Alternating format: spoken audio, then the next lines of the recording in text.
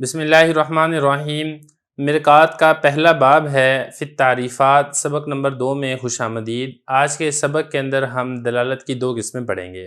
عبارت دیکھ لیں، ترجمہ کرتے ہیں اور آخر میں اس کی تشریح کرتے ہیں۔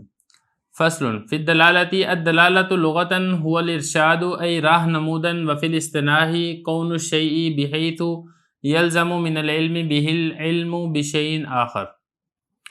والدلالۃ قسمان لفظیۃ وغیر لفظیۃ، واللفظیۃ ما یکون الدال فیہ اللفظ، وغیر اللفظیۃ ما لا یکون الدال فیہ اللفظ، وکل منہما علی ثلاثۃ انحاء، احدها اللفظیۃ الوضعیۃ کدلالۃ لفظ زید علی مسماہ، وثانیہا اللفظیۃ الطبعیۃ کدلالۃ لفظ بضم الحمزۃ وسکون الحاء المہملۃ عند عروض الوجع فی الصدر۔ عبارت پڑھ دی، اس کا ترجمہ دیکھ لیں، پھر اس کی تشریح کرتے ہیں۔ فصل ہے دلالت میں۔ دلالت لغت کے اعتبار سے ارشاد یعنی راہ دکھانے کو کہا جاتا ہے، اور اصطلاح میں کسی چیز کا ہونا اس حیثیت سے کہ لازم ہے اس کے معلوم کرنے سے کسی اور چیز کے علم کو۔ اور دلالت کی 2 قسمیں ہیں، ایک ہے لفظی اور دوسرا ہے غیر لفظی۔ اور دلالت لفظی وہ ہوتی ہے جس میں دال لفظ ہوتا ہے، اور غیر لفظی وہ ہوتا ہے جس میں دال لفظ نہیں ہوتا ہے، اور ان دونوں میں سے ہر ایک 3 قسموں پر ہے۔ نمبر 1 دلالت لفظیہ وضعیہ، جیسا کہ لفظ زید کی دلالت اس کی شخصیت پر، اور دوسری ہے لفظیہ طبعیہ، جیسا کہ لفظ حمزہ کے ضمہ کے ساتھ اور ہائے مہملہ کے سکون کے ساتھ تکلیف کے پیش آنے کے وقت سینے میں۔ عبارت ہوگی ہے، ترجمہ ہو گیا۔ اب چلتے ہیں اس کی تشریح کی طرف۔ دیکھیں، یہاں سے حضرت دلالت کے بارے میں وضاحت کر رہے ہیں۔ دلالت کہتے ہیں لغت میں راہ دکھانا۔ یہ فرما رہے ہیں کہ دلالت کا لغوی معنی ہے ارشاد ای راہ نمودن، یہ فارسی کا لفظ ہے، مطلب اس کا ہوتا ہے راہ دکھانا۔ اور منطقیوں کی اصطلاح میں دلالت کسے کہتے ہیں؟ فرماتے ہیں کہ دلالت کہتے ہیں منطقیوں کی اصطلاح میں ایک چیز کا اس حیثیت سے ہونا کہ اگر آپ کو اس چیز کا علم ہو گیا ہے تو آپ کو اس علم سے ایک دوسری چیز کا بھی علم حاصل ہو جائے، اس کو دلالت کہتے ہیں۔ تو اصل میں یہاں پہ 2-3 چیزیں ہوتی ہیں، ایک اس میں ہوتا ہے دال، اور دوسرے اس میں ہوتا ہے مدلول۔ اور دال اور مدلول کا جو تعلق ہوتا ہے اس کو دلالت کہا جاتا ہے۔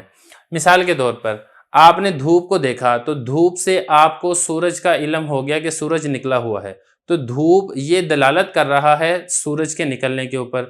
یا اسی طریقے سے آپ نے بارش کو دیکھا تو بارش سے آپ کو علم ہو گیا کہ بادل آئے ہوئے ہیں، تو بارش یہ دلالت کر رہی ہے بادلوں کے آنے کے اوپر۔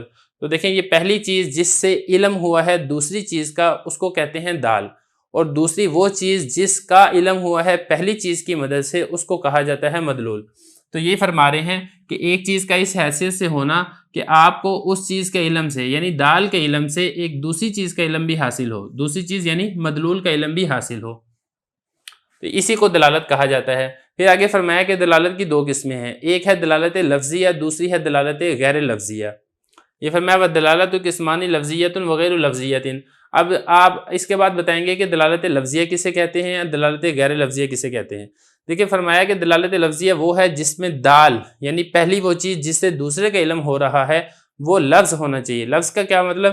جو انسان اپنے زبان سے ادا کرتا ہے، وہ نہیں جو میں آپ کو یہاں پہ لکھ کے بتا رہا ہوں، کیونکہ جو میں آپ کو لکھ کے بتا رہا ہوں نا، یہ لفظ نہیں ہے بلکہ یہ نقوش ہیں جو کہ لفظ پر دلالت کرتے ہیں۔ لفظ وہ ہوتا ہے جو کہ انسان اپنی زبان سے ادا کرتا ہے، تو اگر تو دال لفظ ہے تو وہ دلالت لفظیہ ہے، اگر دال لفظ نہیں ہے تو وہ دلالت غیر لفظیہ ہے۔ پھر ان دونوں کی آگے 3 قسمیں ہیں، دلالت لفظیہ کی بھی 3 قسمیں ہیں، دلالت غیر لفظیہ کی بھی 3 قسمیں ہیں۔ تو یہ حضرت نے فرمایا وَاللَّفْظِيَّةُ مَا يَكُونُ الدَّالُ فِيهِ اللَّفْظُ، کہ لفظیہ وہ ہوتی ہے جس میں دال یعنی پہلی وہ چیز جس سے دوسرے کا علم ہو رہا ہے وہ لفظ ہوتا ہے، اور غیر لفظیہ کس کو ہوتا ہے؟ مَا لَا يَكُونُ الدَّالُ فِيهِ اللَّفْظُ، جس میں جو دال ہے وہ لفظ نہیں ہوتا ہے۔ وَكُلُّ مِنْهُمَا عَلَى ثَلَاثَةِ أَنْحَاءٍ، ان دونوں میں سے ہر ایک 3 قسموں کے اوپر ہے، یعنی دلالت لفظیہ کی بھی 3 قسمیں ہیں اور دلالت غیر لفظیہ کی بھی 3 قسمیں ہیں۔ اب اس کے بعد آگے حضرت نے دلالت لفظیہ کی قسمیں بتا رہے ہیں، ان میں سے ہم نے 2 قسمیں یہاں پر ذکر کی ہیں، تیسری قسم ہم انشاءاللہ اس کے بعد اگلے سبق میں ذکر کریں گے۔ فرمایا کہ دلالت لفظیہ کی جو پہلی قسم ہے دلالت لفظیہ وضعیہ۔ ابھی وضعیہ کسے کہتے ہیں اس کو بھی آپ سمجھ لیں۔ دیکھیں، وضعیہ میں بھی 3 چیزیں ہوتی ہیں، ایک ہوتی ہے وضع، دوسرا ہوتا ہے موضوع، اور ایک اس میں ہوتی ہے واضح۔ وضع، موضوع اور واضح۔ اب یہ سمجھ لیں کہ کس کو کہتے ہیں۔ دیکھیں، وضع کہتے ہیں مقرر کرنا اور خاص کرنا، دلالت میں تو یہ ہوتا ہے نا کہ رہنمائی حاصل ہوتی ہے، لیکن وضع کے اندر ایک چیز ایکسٹرا اور اضافی ہوتی ہے. دلالت تو ہوتی ہی ہے، اس کے ساتھ اضافی چیز یہ ہوتی ہے کہ اس میں ایک لفظ کو دوسری چیز کے لیے مقرر کر دیا جاتا ہے، خاص کر دیا جاتا ہے، تو اس کو کہا جاتا ہے وضعیہ. اب یہاں پہ دیکھیں وضع کا مطلب ہو گیا مقرر کرنا، خاص کرنا. اب جو مقرر کر رہا ہے وہ ہوگا واضح، اور جس کو مقرر کیا جا رہا ہے اس کو کہا جائے گا موضوع. مثال کے طور پہ اب لفظ صلاۃ ہے، اب لفظ صلاۃ کو شارع نے مقرر اور خاص کر دیا ہے مخصوص افعال کے لیے.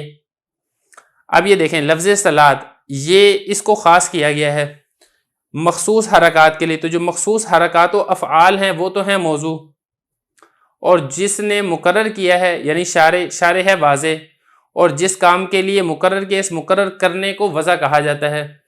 تو یہ فرما رہے ہیں کہ پہلی قسم میں دلالت لفظیہ وضعیہ. حضرت نے جو اس کی مثال دی ہے نا وہ بھی دیکھ لیں، جیسا کہ لفظ زید کو ذات زید کے لیے، شخصیت زید کے لیے مقرر کر دیا جائے. اب دیکھا جائے جیسے زید ایک انسان ہے، اس طریقے سے اور بھی لاکھوں کروڑوں انسان موجود ہیں، لیکن ان تمام انسانوں میں سے ایک انسان کو ہم نے نام رکھ دیا زید. اب یہ جو لفظ جب ہم اپنی زبان سے ادا کریں گے اب وہ ایک خاص شخص کی ذات پر دلالت کرے گا. تو یہ چونکہ ہم نے مقرر کیا ہے تو اس لیے اس کو کہا جائے گا دلالت لفظیہ وضعیہ. اور لفظیہ اس لیے کیونکہ یہ زبان سے ادا کیا جا رہا ہے لفظ. تو یہ فرمایا پہلی قسم دلالت لفظیہ وضعیہ ہے، جیسا کہ لفظ زید دلالت کرتا ہے مسمى زید پر، ذات زید پر، شخصیت زید پر. اور دوسری قسم ہوتی ہے دلالت لفظیہ طبعیہ. دلالت لفظیہ طبعیہ کس کو کہتے ہیں؟ جس میں دال لفظ ہوتا ہے اور یہ جو دلالت ہوتی ہے یہ طبیعت کے تقاضا کرنے کی وجہ سے دلالت ہوتی ہے، نہ کہ اس وجہ سے کہ ہم نے اس کو وضع کیا ہے، مقرر کیا ہے. مثال کے طور پہ جب انسان کے سینے کے اندر درد ہوتی ہے تو انسان اس طریقے سے آواز نکالتا ہے اوہ اوہ. تو اب یہ جو آواز نکالتا ہے یا کھانسی کی جو آواز ہوتی ہے تو یہ چونکہ اب یہ جو لفظ اس نے زبان سے ادا کیا ہے اوہ اوہ کا جو لفظ ہے یہ دلالت کرتا ہے اس کے سینے کے اندر ہونے والی درد کے اوپر. تو اب دیکھیں زبان سے اس نے لفظ ادا کیا اس لیے دلالت لفظیہ ہے، اور طبیعہ اس لیے ہے کہ طبیعت کے تقاضا کرنے کی وجہ سے لفظ ادا ہو رہا ہے. تو یہ فرمایا جیسا کہ لفظ اوہ اوہ کی دلالت عند عروض الوجع فی الصدر، جبکہ کوئی تکلیف پیش ہے سینے کے اندر. اب یہ اوہ اوہ کے بارے میں بتا رہے ہیں کہ اس میں پہلی بات تو یہ ہے کہ ضمہ حمزہ کے اوپر ضمہ آپ نے پڑھنا ہے، وسکون الہاء المہملہ، اور ہائے محملہ کے اوپر آپ نے سکون پڑھنا ہے، یعنی اس کو ساکن پڑھنا ہے ہا کو. محملہ کسے کہتے ہیں؟ جس کے اوپر نقطہ نہ ہو. تو مطلب اس کو اخ اخ نہیں پڑھنا، اس کو آپ نے اوہ اوہ ہی پڑھنا ہے. تو یہ والا لفظ کب نکالا جاتا ہے؟ یہ اس وقت نکالا جاتا ہے جس وقت سینے کے اندر تکلیف ہوتی ہے، تو اس کو کہا جاتا ہے دلالت لفظیہ طبعیہ. باقی جو دلالت کی اقسام ہے وہ انشاءاللہ اگلے سبق میں پڑھیں گے.